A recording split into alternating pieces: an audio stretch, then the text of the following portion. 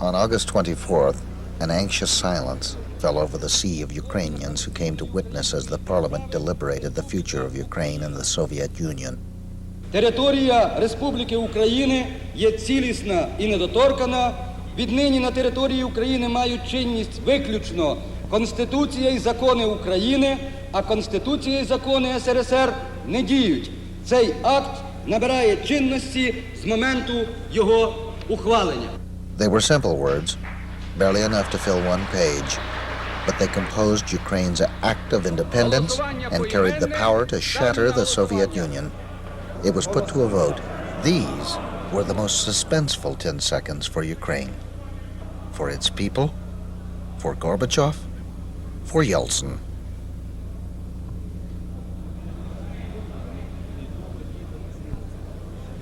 За 346 приймається. The results were a landslide victory with 346 for independence, 1 against, and this time only 16 abstentions. With this vote, Ukraine completed its third journey to independence, and in so doing, hastened the domino effect among the other republics that would quickly lead to the complete disintegration of the Soviet Empire. The surprising lack of opposition to Ukrainian independence from the communist majority in Ukraine's parliament indicated that perhaps those who had secretly supported the coup were now seeking refuge in Ukrainian nationalism from the anti-communist fervor sweeping the country. Я хочу невеличке доповнення. Мені сказали, що там, на дворі, є той прапор, з яким українці стояли на барикадах біля Верховної Ради Росії. Я прошу, щоб саме цей прапор був встановлений у нашому залі. І ще я пропоную, щоб так можна до того, як ми приймемо вже рішення Конституції про національну символіку, просто як національний прапор, наш прапор був піднятий над куполом Верховної Ради. Дякую за увагу. Шановні товариші, пропозиція зводиться до того, що мова йде про пам'ятний прапор, який був на нашому танкові, ну не на нашому, на якому, я не знаю. Екіпаж український, екіпаж.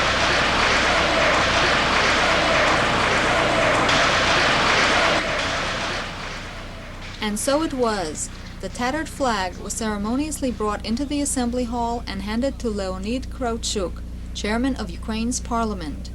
The series of events surrounding the failed coup propelled Kravchuk into the spotlight. This politician is Ukraine's greatest political anomaly.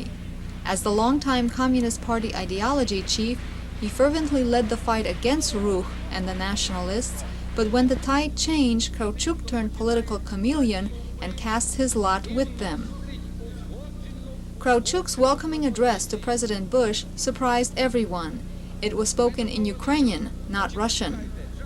Kravchuk was instrumental in getting the Declaration of Independence adopted, perhaps to distract from the implication that he himself had waited too long to condemn the coup and resign from the Communist Party. Some say that behind the hard shell of a communist beats the heart of a flaming nationalist. Others say Kravchuk is a silver-tongued orator who can steal a chicken from a farmer and still remain friends with the farmer. In either case, Kravchuk is a savvy political strategist that few would bet against. In the summer of 1990, Ukrainians raised their national flag at City Hall. In the summer of 1991, the national flag would replace the Republic flag on the premier mast of the country, over the glass dome of the Parliament building. In the battle of two opposing ideologies, communism was out, national democracy was in. But old habits die hard. When the national flag was raised, the Republic flag was lurking behind it. These communist shenanigans angered the people. They demanded one flag only. It may very well have turned into the first ugly incident in Ukraine, but a Democratic deputy appeased the crowd and urged them to take another look at the mast. For the first time, Ukrainians could see the symbol of their long-suppressed national identity fly over the seat of their government. It was a national catharsis. A skittish Boris Yeltsin sent his vice president to Kyiv to create a hasty alliance with Ukraine, and yet he issued a terse statement claiming Russia's right to redefine Ukraine's borders should it choose to secede. Yeltsin's theory was that borders within the former Soviet Union have always been symbolic, and that now real borders need to be defined. However, Ukraine's current borders are internationally recognized by the United Nations. Ukraine became a charter member of the UN in 1945 as part of a deal President Roosevelt made with Stalin to get the Soviets to go along with the creation of the UN. Some people have urged the United States to choose between supporting President Gorbachev and supporting independence-minded leaders throughout the USSR. I consider this a false choice. But on December 1st, that choice was very real for the 52 million citizens of Ukraine who were asked to vote either yes or no to the referendum question, do you support the Parliament's Declaration of Independence of August 24th? To prove how emphatically yes their yes votes were, millions of Ukrainians rushed to the polling stations the minute they opened. Some 30% of the votes were cast within the first hour.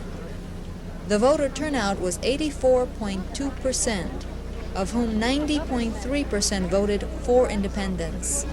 When Ukrainians took to the polls, they also elected Leonid Kravchuk as their first president. After the euphoria of Independence Day subsides, this new European nation must start another and even more difficult journey. Real independence may take decades to establish. Ukraine's special predicament is that it must simultaneously build a modern state and a democratic market-based society. It must create and educate a new political bureaucracy that will now make the myriad of decisions that for 7 decades have been made in Moscow. It must disarm a staggering nuclear arsenal. It must continue to monitor the still unfolding Chernobyl catastrophe and pioneer the elimination of nuclear power on its territory. After centuries of failed attempts to attain lasting self-government, a goal which has eluded them throughout their historical experience, today's Ukrainians are filled with the hope that this time independence will be permanent, that someday soon their bread and steel republic will prosper and stand proud as a new democracy in the family of nations.